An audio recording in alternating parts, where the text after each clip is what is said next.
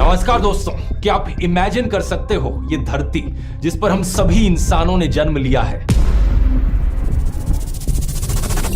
ये धरती जो घर है अनगिनत प्रकार के जीवों का, यही धरती आज से 400 करोड़ साल पहले एक उबलता हुआ लावे का गोला था।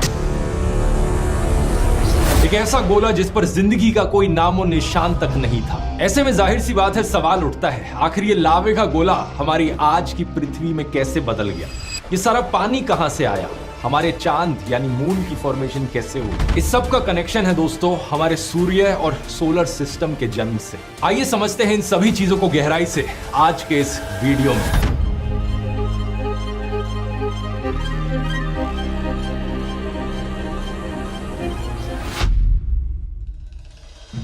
आज से करीब 4.6 बिलियन ईयर्स पहले यानी 460 करोड़ साल पहले की बात है।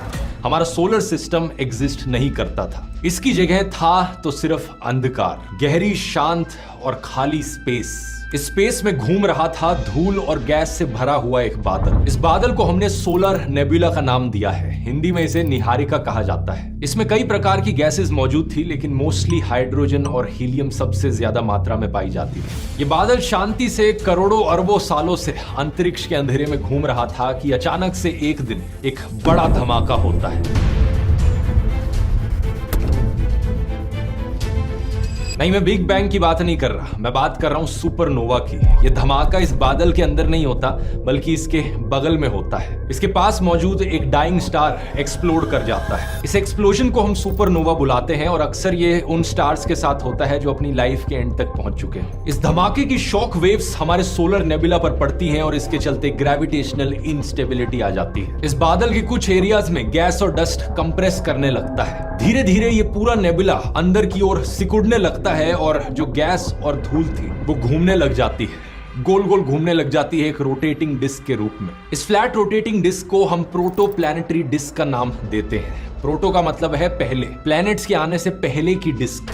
स्क्रीन पर दिखाए गए इस एनिमेशन में आप देख सकते हैं कि ये डिस्क कैसी दिखती होगी। क्योंकि ये डिस्क चपटी हुई है, फ्लैट है, इससे हमें ये भी समझ में आता है कि हमारा सोलर सिस्टम एक फ्लैट सोलर सिस्टम क्यों है। इसकी बात मैंने वॉयेजर वाले वीडियो में करी थी। हमारे सोलर सिस्टम के सारे प्लैनेट्स जब सूरज के अराउंड गोल गोल चक्कर लगाते हैं, वो ऑलमोस्ट एक ही प्लेन में रहते हैं। ऐसा नहीं है कि किसी प्लैनेट का ऑर्बिट ज्यादा ऊपर नीचे हो एक दूसरे से। अब इस प्रोटोप्लैनेटरी डिस्क के बीचों बीच प्रेशर और टेम्परेचर दोनों बढ़ते रहते हैं, जिसके चलते एक प्रोटोस्टार का जन्म होता है। प्रोटो स्टार यानी फिर से वही मतलब कि स्टार के बनने से पहले जो चीज एग्जिस्ट करती थी। अब धीरे धीरे यहाँ पर नेबुला का सारा मटेरियल बीच की ओर खींचा जाता गया बढ़ती गर्मी और दबाव के कारण। और एक पॉइंट ऑफ टाइम पर जाकर ये इतना ज्यादा कॉन्सेंट्रेटेड हो गया बीच में कि न्यूक्लियर फ्यूजन का रिएक्शन होने लगा। हाइड्रोजन गैस का फ्यूजन रिएक्शन जो लगभग 15 मिलियन डिग्री सेल्सियस पर होता है। इस रिएक्शन में हाइड्रोजन हीलियम में बदल जाता है। इसी फ्यूजन रिएक्शन की वजह से हमारे सूरज का जन्म होता है और यही वो रिएक्शन है जो आज के दिन तक भी सूरज में हो रहा है, जिसकी वजह से धूप,